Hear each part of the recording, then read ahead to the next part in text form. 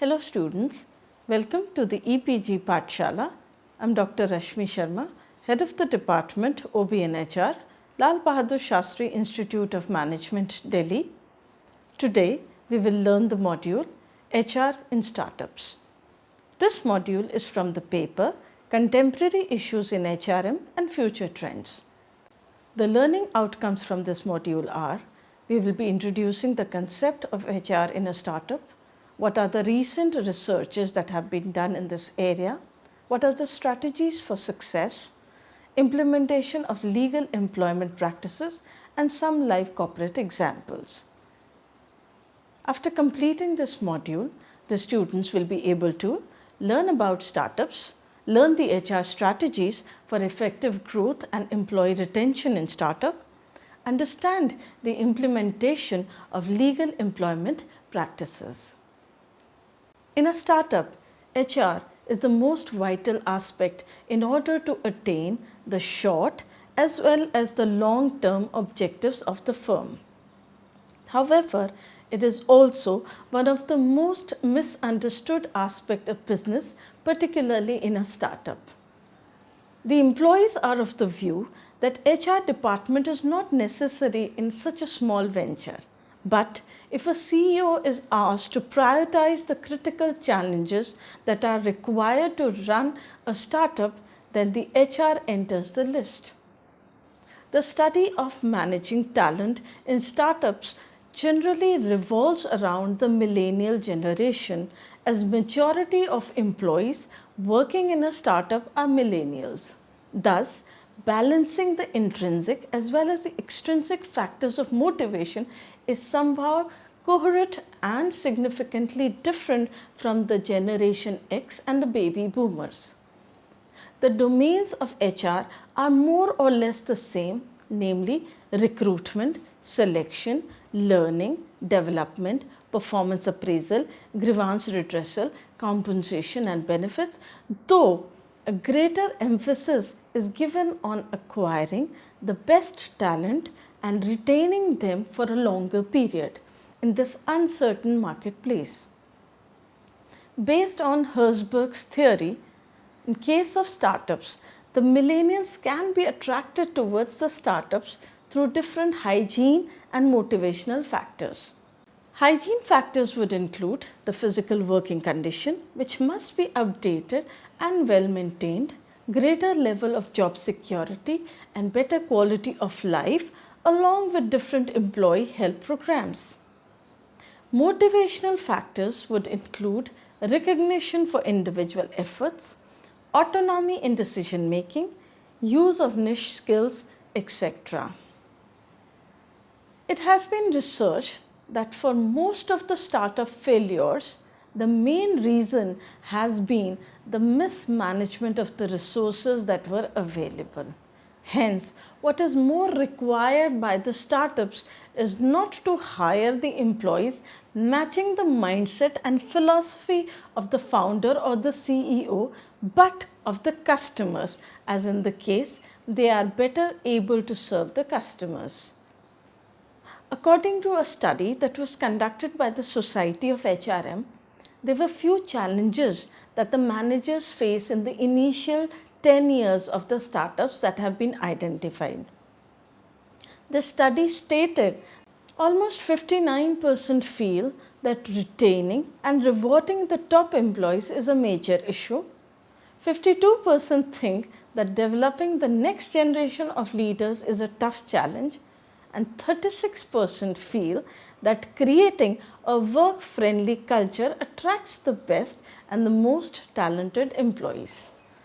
An HR consulting group has proposed a 7-step process to develop an HR strategy. The steps are as follows. First, exploration of business objectives and key factors affecting the firm.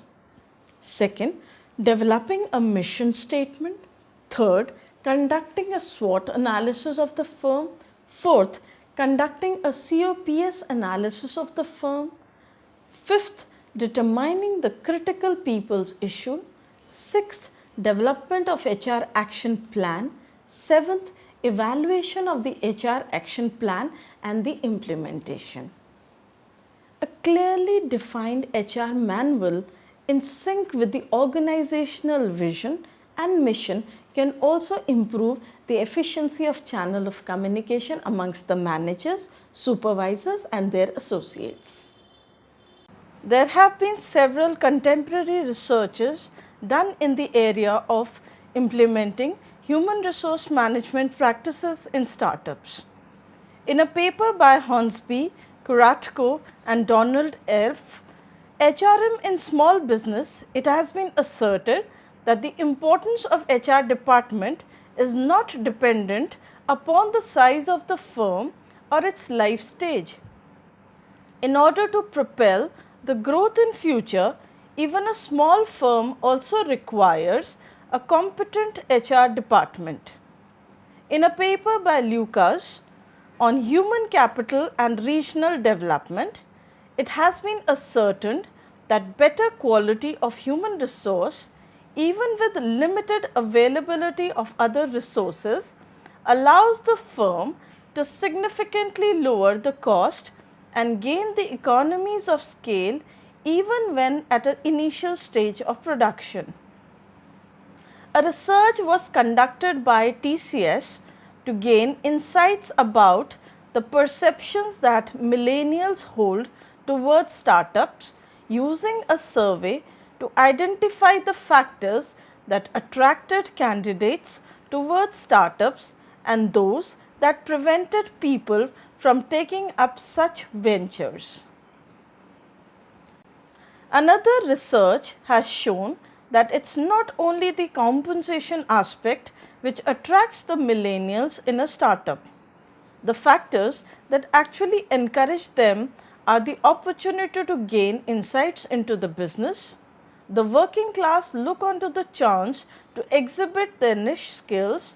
The generation seeks more recognitions for their individual efforts. Also, the millennials expect to have a greater autonomy in decision making and complementing the autonomy with greater responsibility in a completely acceptable manner. The main factors that discourage the millennials from working in a startup are that their competitively lower level of job security and quality of life, compensation being the secondary preference. Further, branding of the organization that appeals to the working preferences of the millennials can attract the high potential talent pool in a startup. Let's understand what are the strategies to bring about success. First and foremost, every startup should have a company handbook, which should be a must and should include all the policies in place and provide a reliable source of clarification to the employees of what their responsibilities are and what are the benefits that are attached to it. It can also help to resolve the grievances or any other issues which might pop up in the future. Put one in place and keep on making modifications later on. It may seem like a boring booklet at first, but eventually can prove to be of a great use and importance in future. Transparent and inspirational leadership is a must-have in any startup. The startup founders are expected to deliver the genuine information and maintain transparency in the working of their business. They require being honest to goodness. This transparency propels the mutual understanding amongst employees and also reduces office politics. The senior executives should share confidential information, but they need to identify the amount as well as the timing to do so. Before doing so, he or she should judge the employee's work ethics and his or her potential to do the work that has been given. an efficient founder would have a proficient knowledge and thus would share the right knowledge. When the founder passes authentic knowledge with his employees, then only employees can ask any queries that are related to the company and freely express their opinions regarding any issues. Individual owners and founders are creative, inventive and innovative. They make their own fruitful decisions and being productive results in their organizations. It is important for a founder to maintain a healthy relationship with the employees and provide them with adequate resources as well as information for the code of conduct for their respective jobs. That would also help in making a career path for their employees by offering them better learning and development opportunities. Setting the cultural dimensions for the company is another aspect that is to be focused upon. Startups are known to be innovative, tech savvy and open-ended environment. Since they are not attached to a larger corporation, it is much easier to modify the culture easily and quickly. There is a great scope of turning around the culture and climate of the organization. While hiring, ensure that the philosophy of the employee matches the philosophy of the organization. And of course, the target customers as well as the founders should be satisfied as well with the company's culture and philosophy. Startup companies like Price Baba are nowadays using social platforms for hiring. As such, the prospective employees are vetted much more before they join the organization. The HR philosophy can thus be fun, approachable and in lines with the organization's overall goals and objectives. It is important to devise an HR strategy that is based on the culture as it reflects the vision of the organization. Thus, values, vision and mission, all the three are required to be in the place as it enhances the clarity for what the organization really wants to do and what are the values that it carries to pursue in fulfilling those objectives. For most of the startups, its founding members keep the accessible approach with a flat structure, thus getting them involved in all the key activities of the firm, which is why a greater emphasis has been laid on a manpower planning, that is to get quality workforce with multitasking skills. For this purpose, competency mapping can be used, which can re-emphasize the importance of niche skills amongst the millennials. It helps to save costs as well. It is after the effective recruitment and selection, employee retention, performance management that training comes into play. Let us now understand how we can design an effective training and development program which would benefit a startup. As an entrepreneur, the primary goal is to ensure retention of the talent that is acquired by designing an effective learning and development opportunities, be it mentoring or in the basket training or e-learning, modeling, etc. This works in favor of the entrepreneur as it offers a career path to the employees. Also, it inculcates a sense of loyalty and commitment in the minds of the people, particularly it enhances the satisfaction level of the employees. This is the reason why the company offers orientation programs to its new employees. The startups as such have a flat structure and therefore they have introduced mentoring programs wherein an entry level employee is paired with a senior mid-level employee for a defined period of time. It helps the entry level employee to gain new skills and become better informed about the goals and missions of the firm. It helps the senior employee to explore his or her leadership skills and better understand the market trends by getting a fresh opinion. It is a kind of a win-win situation. Construct a fair and equitable compensation strategy to be effective in an HR. Since most of the productive hours are spent in the job, employees expect a fair and just compensation levels. People become much more interested to work if they are given some kind of job security and quality of life. It is important to do some kind of research about the latest compensation plans that are prevailing, as employees nowadays expect more of fringe benefits as well, along with the basic pay. Otherwise, as such, one observes that the tangible benefits of working in a startup are much more lesser than those compared to working in a large organization. One may most likely be less acceptable to take such a job. A startup must decide on benefits to retain the right people. In order to entice a quality candidate to the venture, one may sweeten the pot by adding unique benefits to the basket, which other big competitors might not be offering.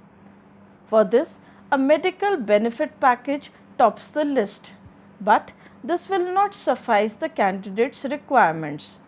The entrepreneurs are required to brainstorm some aspect so as to offer transactional and relational returns to their employees in order to retain them. They require thinking out of the box and seeing what other companies are offering in order to retain the employees. This may include a theme-based office, allowing pets at office, flexi working hours, EWPs, etc. But this is to be aligned with the setting clear-cut performance expectation in a job description. Managing HR in a startup company need not be overwhelming and complicated.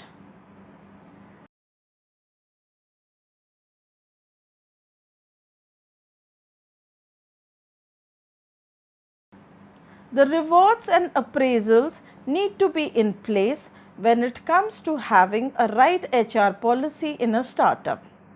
When it comes to performance appraisals and rewards for managers, things are taken into account which are usually their key performance indicators, KPI in short, targets, growth, etc.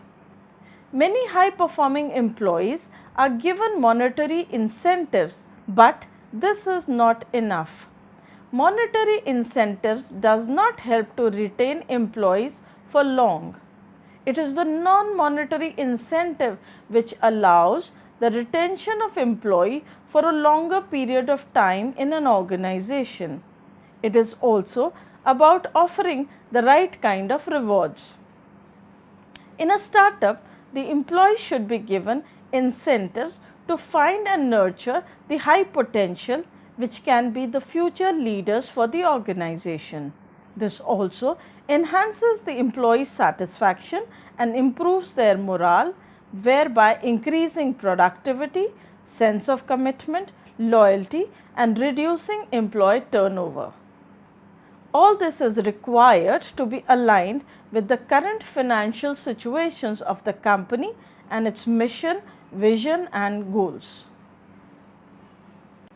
Corral the paperwork.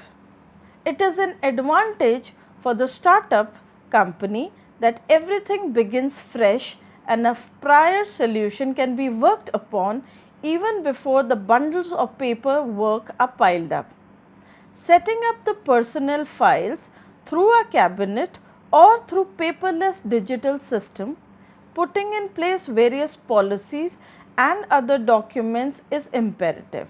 So, in this technological era, startups enjoy the privilege of forming documentation in the cloud instead of piling sheets and then managing them, which can take a substantial productive time of the employees.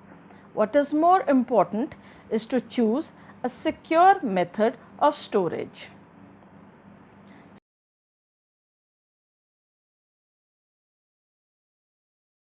Implementation of legal employment practices is what we are going to understand now. It is critical for small business owners to ensure that their practices are in line with the legal employment rules and regulations.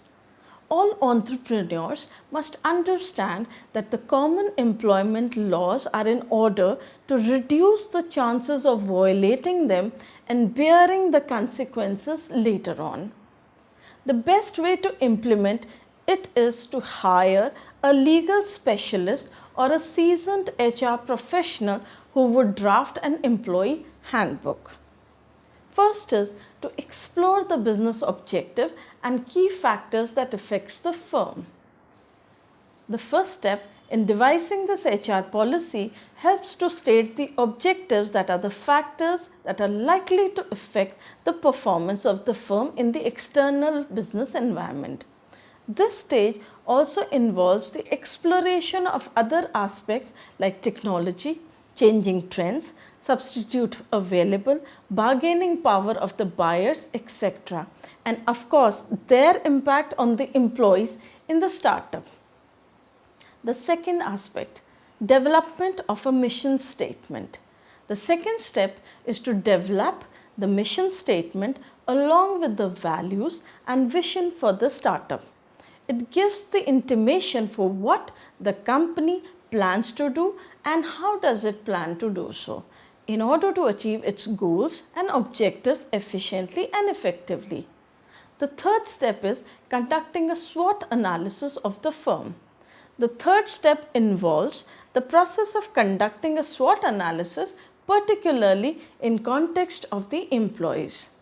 This consists of extensive analysis on strengths and weaknesses of the available pool of employees in the light of the existing opportunities and the threats that exist in the marketplace.